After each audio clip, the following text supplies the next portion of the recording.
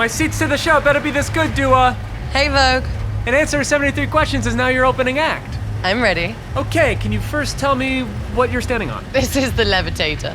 Can you tell me the purpose of the levitator? I get up every night and I perform levitating on this while flying through the arena. Oh my god, that sounds like magic. And how many shows have you performed on your tour so far? I've done 23 shows out of 109. Almost a quarter done. And what is the first thing you do when you get to a new city? I love to find a good restaurant and a really fun dive bar. How would you describe the Future Nostalgia Tour in your own words? The craziest thing I've ever done. What's been the most memorable show on the tour? You know, I do get spoiled almost every night, but I have to say MSG was a really special one for me. Love New York City. And how has your approach to touring changed since you first started? It's definitely not rock and roll. It's lots of sleep and lots of tea. Two very important activities. What tip would you give to someone who's about to start their first ever tour? Make sure you take some time for yourself to stay grounded in the midst of all this craziness. And what is your pre-show ritual? I do my dance warm-ups with my dancer Cherlyn, and then I do my vocal warm-ups with my backing vocalists. And then I have like a little fist pump handshake with my monitor engineer Alex, and then I'm off on stage. How is onstage Dua different from Dua just hanging out? Pretty much the same, just a lot more adrenaline. When did you feel most vulnerable on stage? But I dropped my mic at my show in Washington, D.C., and I was not prepared for that, so I think that was probably the most vulnerable moment. What's something people may not know about dancing during a performance? Well, I guess, you know, there's a lot of thinking with dancing and singing at the same time, but sometimes you're just thinking about what's for dinner. Now you have me thinking about dance moves. What would you say is your most famous dance move? I think I'm just gonna have to show you that one. Oh, I was hoping you'd offer that to me. So Dua, you take the stage, the spotlight is on you. What is the perfect experience you want fans to have at your show? I would love them to have a really fun, really sweaty dancing experience where for 90 minutes you can just forget about everything that's happening on outside these walls. Oh, love it. And what's the first thing you look for in a stage outfit? I love something that's comfortable but makes me feel really good. And you wear 4 outfits during the show. How did you go about selecting them? So my show is split up in like 4 acts, and so each outfit tells a different story, from the first one being like the dance size class to the spacesuit at the end. Very cool. Girls, can we do the dance? Because Vogue wanna see it. You ready? That's right. Yeah? All right. Okay. 5, 6, 7, 8. You happy, Vogue? Yes, Dua, you completely made my day. I'll catch up with you guys in a sec. Do you have a message for people who may have made fun of that dance? No, I think the message has been received. Got it. Now, Dua, how do you hope you inspire your fans? I really think, without sounding cliche, if I can do it, you can too. So if you're really passionate about something, then you should really just go for it. That's right. And how old were you when you realized you wanted to be a singer? I dreamt about it from when I was like 4 or 5, but really put it into action when I was 15, when I left Kosovo for London. And what was the first song you ever wrote? First song I wrote was probably around the age of 4 or 5, and I wrote it for my mum. It was in Albanian, and to translate it, it's like, when I grow up, can I borrow your shoes? When I grow up, can I wear your dress? When I grow up, can I be as pretty as you? And now it's just a running family joke. Oh, that's cute. And what was the most important lesson you learned when you started making music?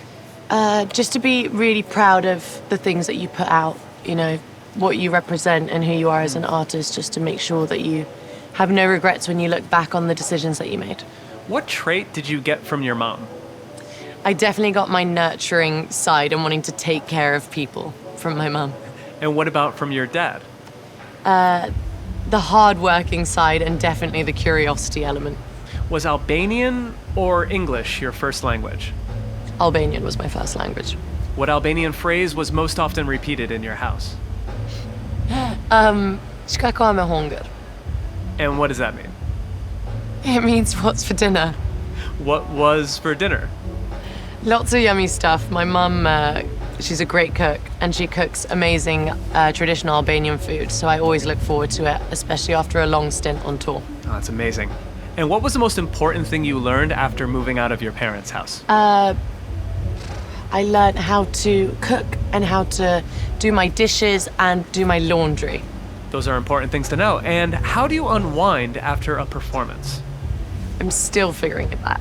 But do you want to follow me and I'll show you something really, really cool? I would very much love to see something cool. Now, Dua, what is the most important thing that travel can do for a person? I feel like it can really just broaden your perspective and your horizons. Now, I need some travel recs. Where should I get the best coffee in New York City? Ludlow Coffee Supply. I love a maple oat latte from there. Best fish and chips in London? Seashell of Lisson Grove. And since we're in Los Angeles right now, where can I see some good art around here? I really love the Broad and LACMA. I think they've got great exhibitions on. Very nice. If you want to follow me, just be careful down these stairs. Cool. And mind your head as well. I wonder where Dua is taking me right now. I'm taking you to the underworld. Oh, I'm ready. And now you're making me crawl. I can't believe how crazy this stage is. Hi, Brando. Hi, darling. This is Marlon, Brando, we like to call him. Hey, Brando. Really. And this is my trolley, and this helps me get from A to B when I'm doing quick change. So you can follow me, and I've got you a little seat for you as well. So we can do this together. Nice. So this is how you do it. All right. So Dua, where do you keep your first Grammy? My first Grammy is on the mantelpiece, on top of the fireplace. That's the perfect location. And out of all the award ceremonies that you've been to, which one would you say has the best after party? The best after party is at the Brits, because English people love to get f***ed up. Well, speaking of going out, have you ever used a dating app? I haven't, no. And what's the worst date that you've ever been on? I once went out on a date with a guy. We went to a party, and then we went to the smoking area, and he just started kissing another girl. How rude is that? All right, let's shift gears. If I give the names of people you work with, can you give me one word to describe them? Just one word? Just one word. Okay.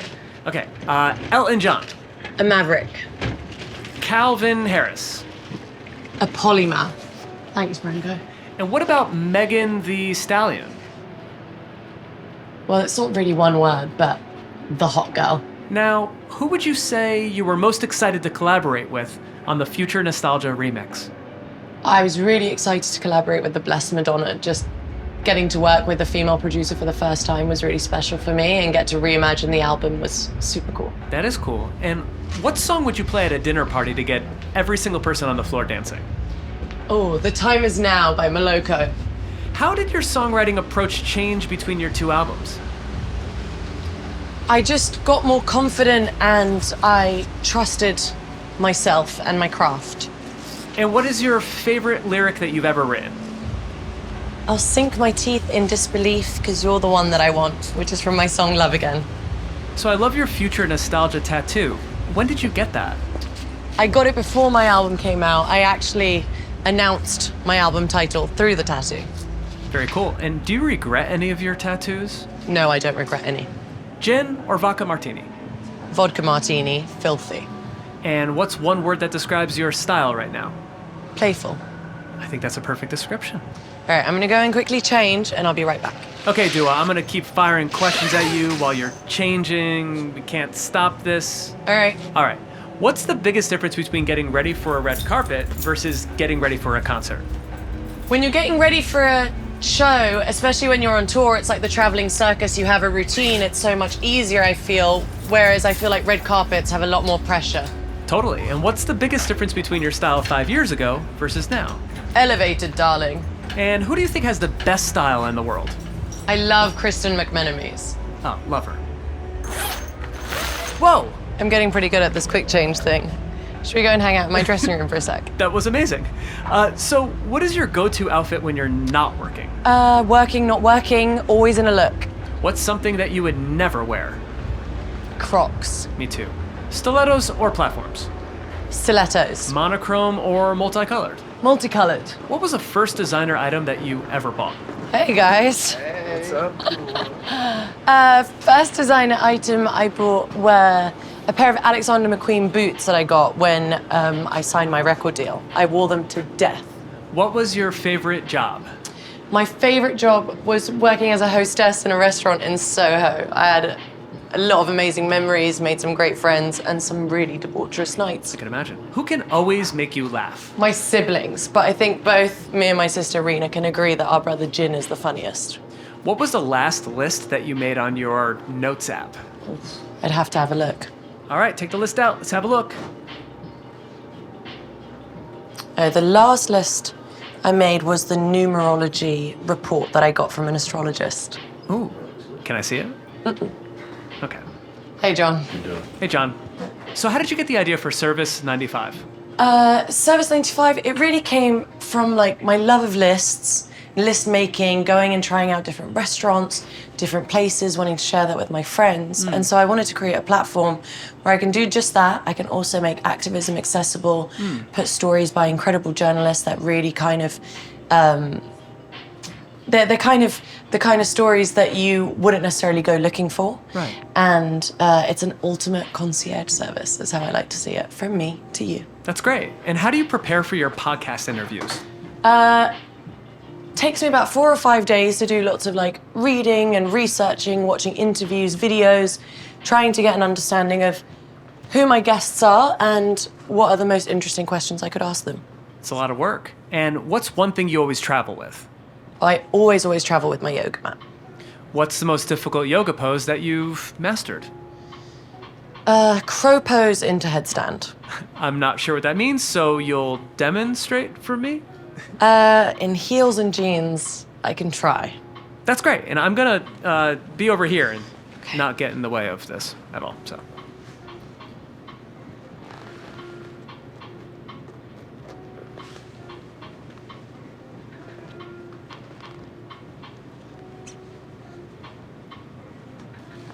Whoa.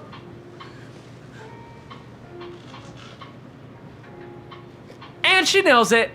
10 out of 10 execution from Dua Lipa.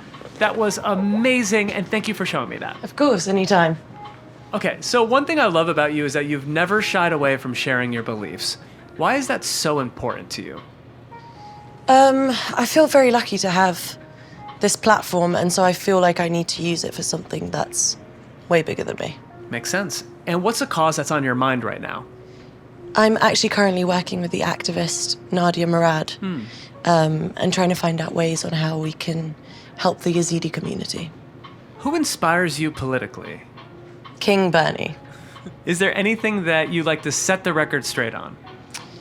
A lot of people ask me if Dua Lipa is my real name, and it is. Noted. And do you have any newer rules that you would like to add to the new rules that you had before? Yes. Make sure you give your friends your phone on a drunk night out so you don't end up drunk calling someone a million times. That's right. And what's one question you're tired of being asked? Are you ready? And last question, question number 73. For everyone watching at home, what is the definitive answer to the question, are you ready? Always. And I'm ready for your performance. Excited to see you on stage. Mwah. Thanks, Dua.